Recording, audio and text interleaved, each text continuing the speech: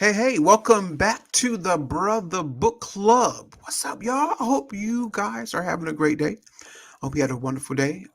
We are really excited to start part two of our discussion series on Stop Waiting for Permission by Stephen Chandler. And Yeah. you know what? We're not going to waste any time. But you know what? I'm going to say one thing before Brother Jimmy gives us the our introduction to chapter two, which is no more excuses. Last week we gave some homework. The homework was we wanted to assess the following areas: relationships, career, finances, and family. As you consider the last 5 to 10 years, think about ways you've aimed for greatness or settled for average. Well, did you come up with something? I hope you did, because I actually thought about it. I really did. Um, and actually, it's really connected to my answer is really connected to chapter two. And when I start talking about it, that's where I kind of just sunk into it and opened up a journal and started to just get some stuff out because I need to get some stuff out. But I'm not going to go there. But I'm going to tell you my homework assignment because I did it. But we're going to go to chapter two right now because I'm going to talk about the homework assignment later on in chapter two. No excuses allowed. And the opening for that chapter is very interesting. What do you think about it, Brother Jimmy? Man, yeah, it was great. It kind of opened my eyes to a couple of things, and especially when he uses this example. I'm sorry, the example from the story of the man with the Mm-hmm. talents, and so he goes with he uses that price translation and to start thinking about business and innovation and those sort of things. Mm-hmm. We said so just shy of $2 million was a talent equivalent. Right. And then he started talking about again what they all did and the investors and the semi-investors and then the non-investor. And this is the line that stood out is when he said, "Avoid failure, or avoiding failure isn't a strategy for greatness. Overcoming fear Listen. is."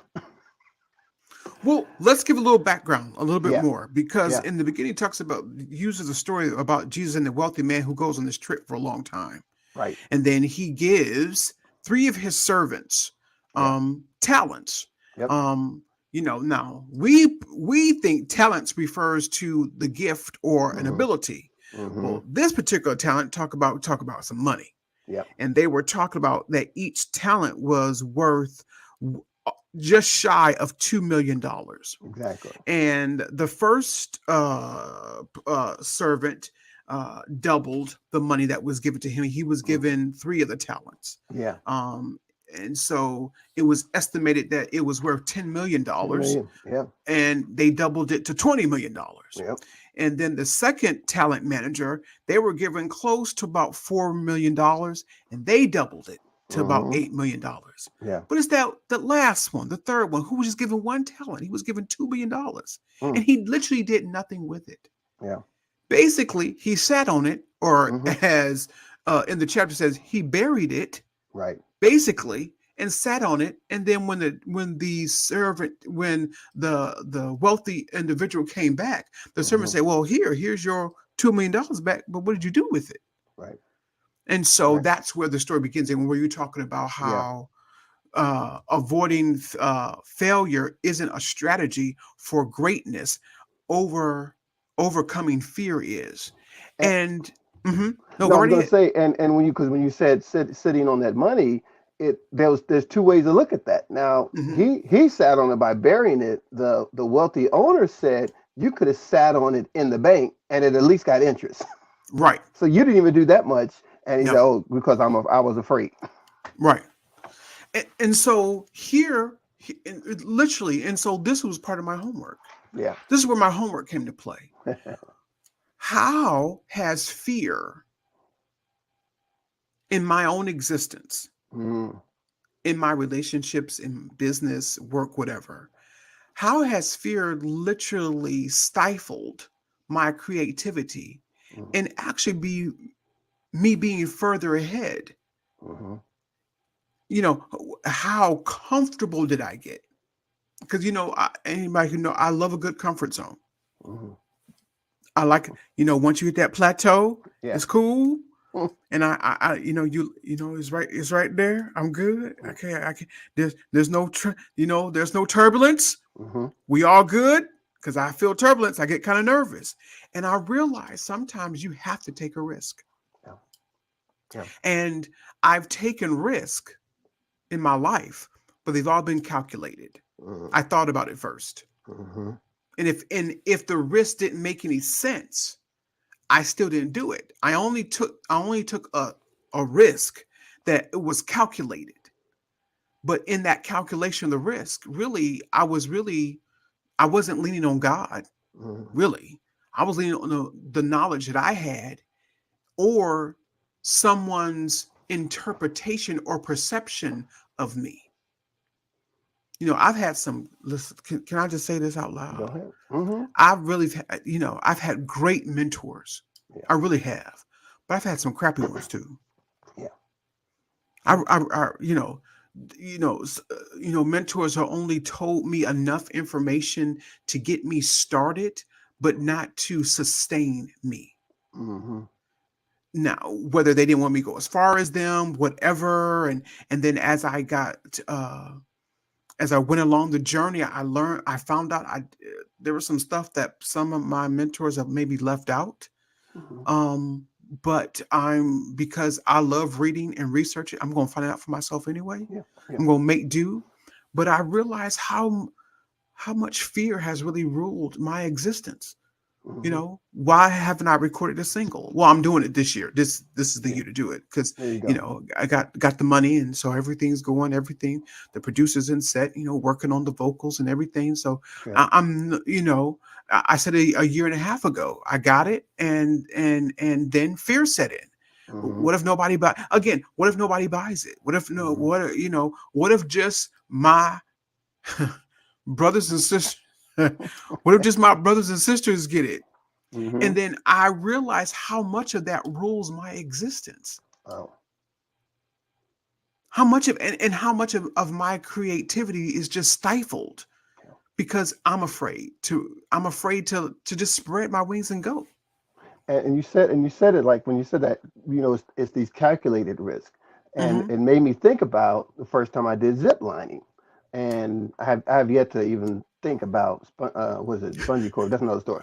So, Okay. but what was zip lining? You get a little crash course training. They tell you Hmm. everything: safety, this, lock this, do that, do that. But there's still this point where you have to sit, because they tell you to sit. The best way to go forward is to sit, but you Hmm. have to sit on nothing. You're held up in a harness, all those sort of things, but you have to just sit on nothing. And it made me think about that as you're saying. So that's where the calculation doesn't even factor in, because you're still sitting on nothing, and it's still a Exactly. possibility. This things can disconnect. You can fall, plunge 50 feet, whatever, whatever. But that is overcoming that fear, um, is where you achieve going from point A to point B. And sometimes you have to sit or step or leap. What is it? Yes, Look before you leap. You have to leap into but maybe nothing. that's right.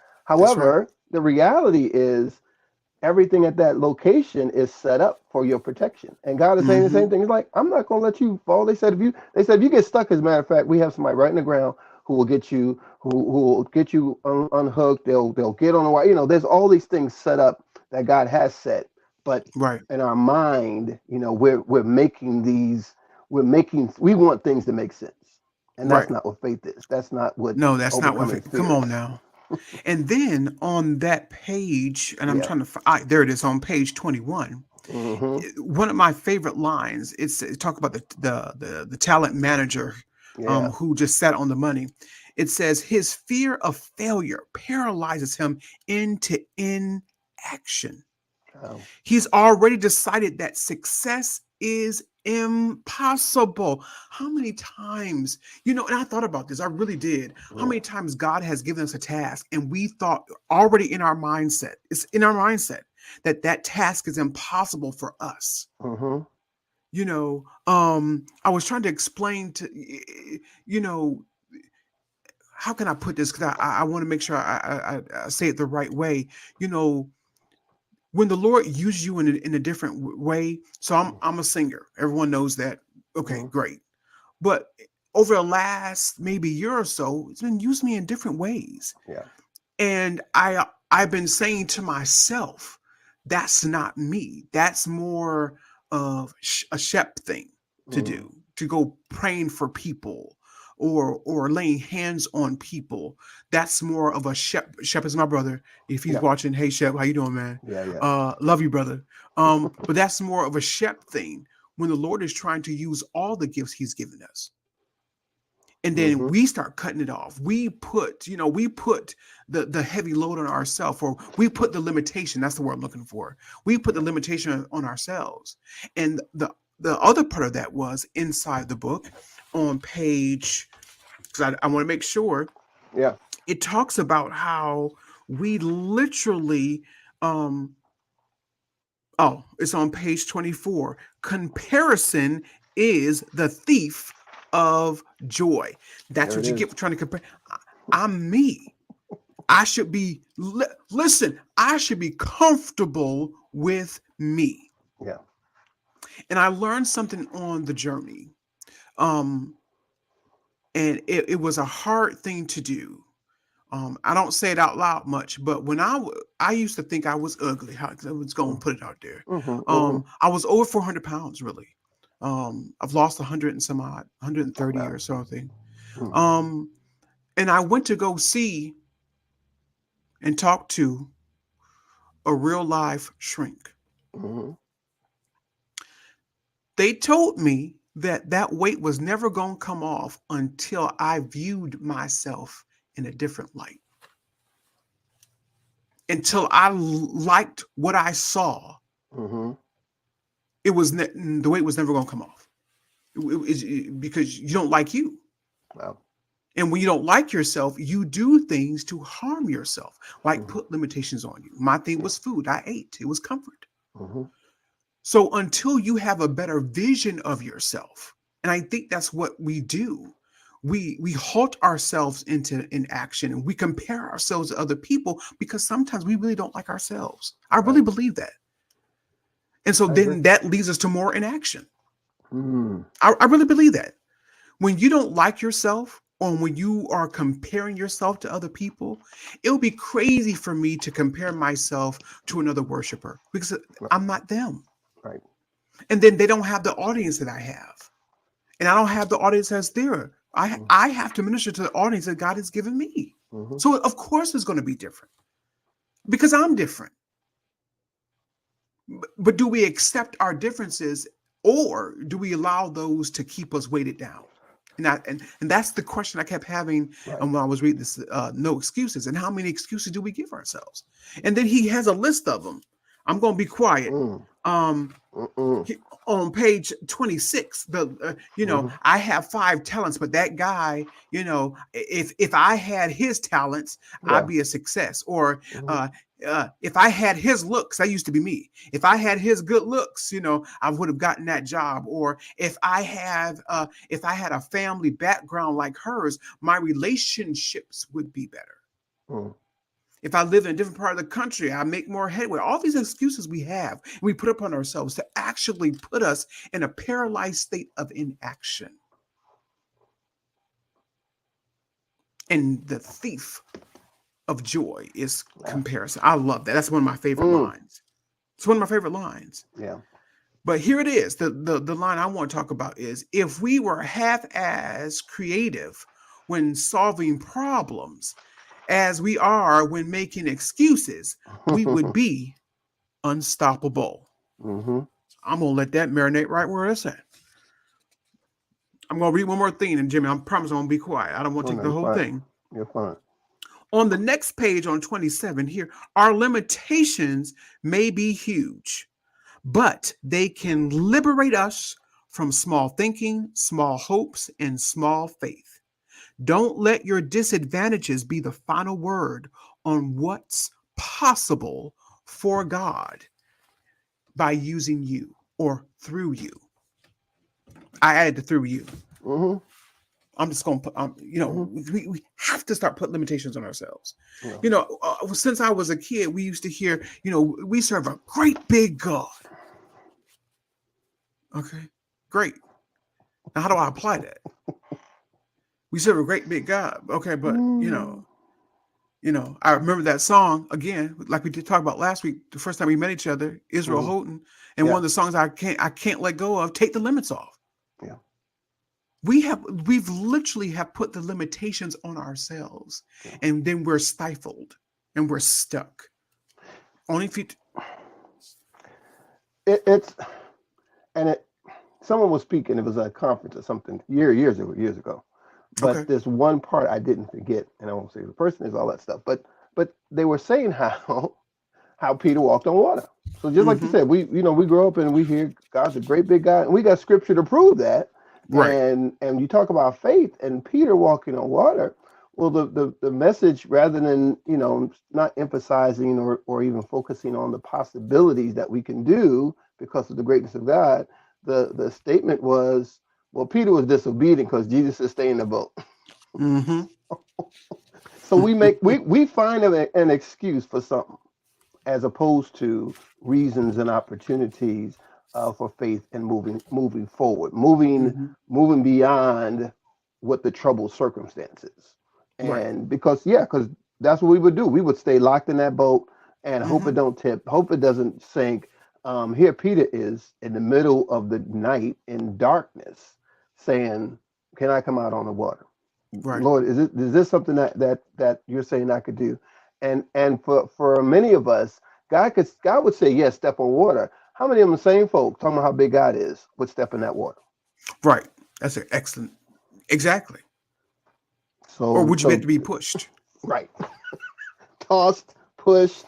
I mean, let's be real, And then if you read later on that chapter, not only be pushed, it also talked about how we have allowed trauma to also hinder us as well. Yeah. And listen, this book, chapter 2 is so much, and we it's just a review, so we can get you to read it. So, but I have to read this one section, and then we're gonna let y'all go. We're gonna see you back next week. It says here, you must accept your limitations, stop making excuses, and invest the greatness deposited in you. But how do you do that? It says, first, allow God to heal your heart. Yeah. So I want to read this section. It says, whether you were the kid with not enough parental affection or insufficient financial resources, or 1,000 other possibilities, because nobody's past is perfect, God can heal the hurts and disappointments. Let me repeat that. God can heal the hurts and disappointments. Let him heal you.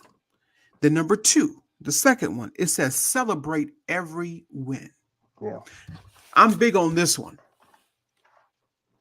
Little thing like what y'all see behind me, I celebrate that because this is nothing but God. Big win, little win, it doesn't even matter. The table that I saw on yesterday that a friend of mine had, and I kept touching it. I said, I know you're gonna give it to me. I'll pay for it. Hey, I'm going. And when he does it, hey Harvey, hope you give it to me. Give me the table. I'll pay for it too. I got money. I'll give it to you. I'll give you the cash for the money now, for the table now. It's exactly what I want. And when give it, it's as if he's going to give me $1 million. I'm going to celebrate that win. Yeah. I'm going to celebrate every win. You have to. Don't wait for the big stuff. We keep waiting for the big stuff. This is small stuff that makes me happy. I don't know about you. Yeah. And the last one is overcome your fear of failure. Listen, you will not succeed at everything you try. It is a learning process.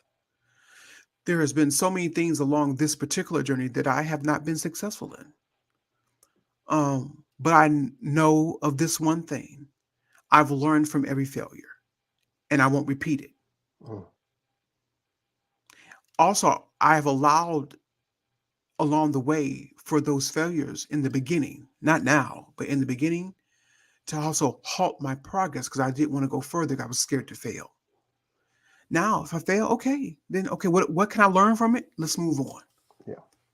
I think that's one of the things that, that's really hurting people now, that we're afraid. Some of us are afraid of everything. Yeah. We see something moving. I don't want to touch it. No, come on now. Come Mhm. on. There's greatness in you. And it's time for us to stop sitting on it, literally sitting Yeah. on it, Yeah. but that's all I got. Yeah. And I think we're I talked enough. and sometimes I think we're afraid to fail again. We're afraid. We're Yes. afraid. We know now. It's like, well, I can't go back out there. And there's this one line he mentions, talking about Henry Ford, and he's Mm-hmm. referring it to Proverbs 23:7. As a man thinking in his heart, so is he. But the quote that Henry Ford said was, "Whether you think you can or think you can't, you're right." That's on page 28. Whether you Yes. think you can or can't, you're right. Listen, I'm going to read the rest of that then, because you are so correct. It says the state of our hearts, Yeah. how we interpret our experiences, Mm. is by far the biggest factor in how we respond to our disadvantages, limitations, and adversities. Mm. The harsh truth is none of us gets to adulthood without some heart damage. And that's why we have to ask God to heal our hearts. That's right. All right. That's it. I'm done. Until you have something you want to add, brother? That summed it up. This sense of, oh, sir. Listen, so until next week, listen, peace. Listen, stay healthy, physically, mentally, emotionally. Be blessed, but also be a blessing to someone else. Until next time, peace.